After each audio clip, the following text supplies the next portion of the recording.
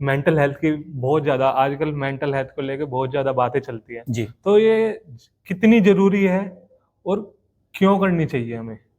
उसके बारे देखिए ऐसा है, मेंटल हेल्थ कहिए, फिजिकल हेल्थ कहिए, में। ये दोनों ही चीज़ें बहुत ज़्यादा इम्पॉर्टेंट हैं।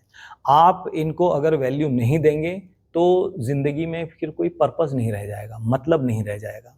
आप भले ही कहते हैं ना कि मैं तो बहुत बड़ा आदमी बनना चाहता हूँ, लेकिन आप बहुत बड़ा आदमी बनने से पहले बहुत अच्छा इंसान बनिए। ये चीज़ बहुत ज़रूरी है।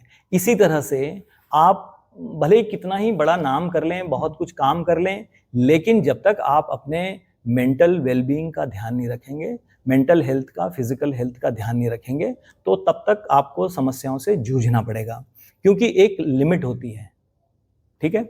एक कप है, उसमें अगर आप चाय भरते हैं, है ना? यूजुअली हम घरों में देखते हैं चाय बन गई तो हम कप में डालते हैं। तो कप की एक कैपेसिटी है कि हम उसको कितना भर सकते हैं।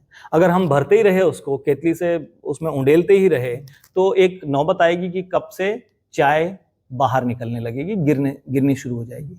तो वही स्थिति हमारे दिमाग की भी है कि हम कितनी चीज़ें इसमें स्टोर कर सकते हैं। एक लिमिट है ना, तो उस लिमिट से आगे अगर आप जाएंगे तो वो फिर बाहर निकलना शुरू हो जाएंगी। तो ये बाहर जो निकलने की मैं बात कर रहा हूँ, ये आपका स्ट्रेस जो है वो एंग्जाइटी में फिर बाहर निकलता है। ये फिर मेंटल जो डिसेबिलिटीज के रूप में बाहर निकलने लगता है, ठीक है? आपकी तबीयत खराब होने लगती है, आप मानसिक रूप से बीमार होने लगते हैं, शारीरिक रूप से बीमार होने लगते हैं। तो ये वो वाली स्थिति हो जाती है। और सर इसको सुधारे कैसे? सुधारने के लिए बहुत सारे काम हैं। आजकल मैं अगर सबसे बड़ी बात कहूँ तो आपको सबसे पहला जो करना चाहिए वो डिसिप्लिन को अपनाना चाहिए अपने जीवन में। और जब मैं डिसिप्लिन अपनाने की बात कर रहा हूँ तो मैं न केवल व्यायाम की बात कर रहा हूँ कि आपको व्यायाम करना चाहिए, आपको खेलों के प्रति रुचि होनी चाहिए, आप खेलिए। आजकल बच्चे कंप्लेन करते हैं, कई बार पेरेंट्स से कंप्लेन करते हैं कि आज मेरी उंगलियां दुख रही हैं। तो उंगलियां क्यों दुख रही हैं? मैं फुटबॉल खेल रहा था। तो फुटबॉल खेलते हुए उंगलियों के दुखने का क्या दुख है? तो पैरों में दर्द होना चाहिए। तो इसका मतलब वो फुटबॉल कहाँ खेल रहा था? मोबाइल पे। वो मोबाइल पे फुटबॉल खेल रहा था, ठीक है?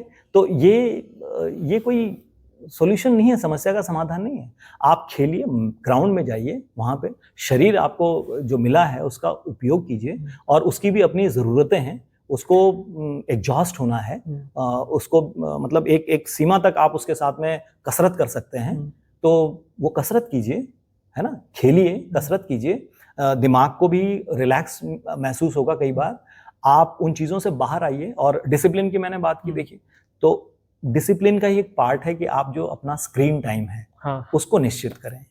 क्योंकि देखिए अगर आपने आज की डेट में आज का जो एरा चल रहा है, युग चल रहा है, उसमें ब्रेड और बटर सभी को अर्न करना है, ठीक है ना? सब इसके बिना गुजारा नहीं होगा।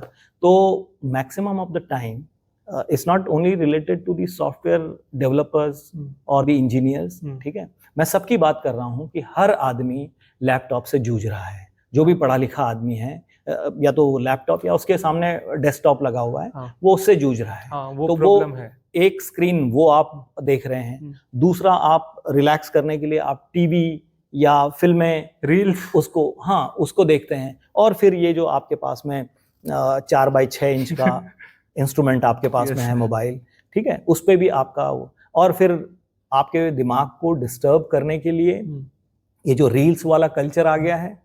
अब ऐसा होता है कि अगर आप ये रील्स देखते जाएं, चाहे वो फेसबुक में आ रही हो, इंस्टाग्राम पे आ रही हो, चाहे यूट्यूब पे आ रही हो, किसी भी प्लेटफॉर्म पे आ रही हो, तो इसमें ऐसा है कि 30 सेकंड के लिए, 1 मिनट के लिए एक बहुत ही संजीदा टॉपिक आपके सामने आता है, अचानक वो हट जाता है, कॉमेडी आ जाती है, अचानक कॉमेडी भी हट जाती है, ट्रेजेडी आ जाती है।